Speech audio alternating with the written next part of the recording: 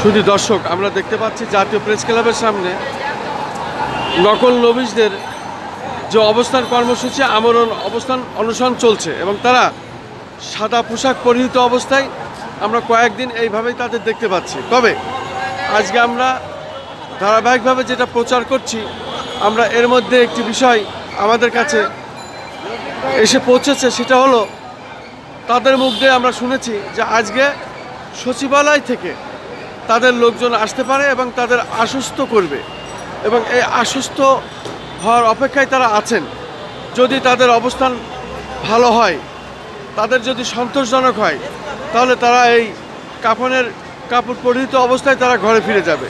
তারা এই আমরণ অনশন আজকে এখান থেকে যার যার বাড়িতে চলে যাবে, এই অপেক্ষায় তারা অধীর আগ্রহ অবস্থান করছেন এখানে। আজকে 38 দিন না 37 দিন?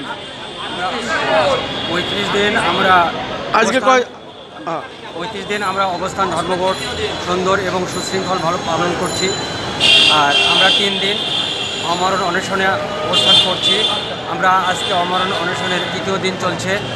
আমাদের দাবি দেওয়া আইন মন্ত্রণালয় থেকে সচিব অথবা যে কোনো ঊর্ধ্বতম কর্মকর্তা যদি আমাদেরকে আশ্বস্ত করেন, লিখিত আশ্বস্ত, তাহলে হয়তোবা আমরা এখান থেকে আমাদের কর্মস্থলে ফিরে যাব।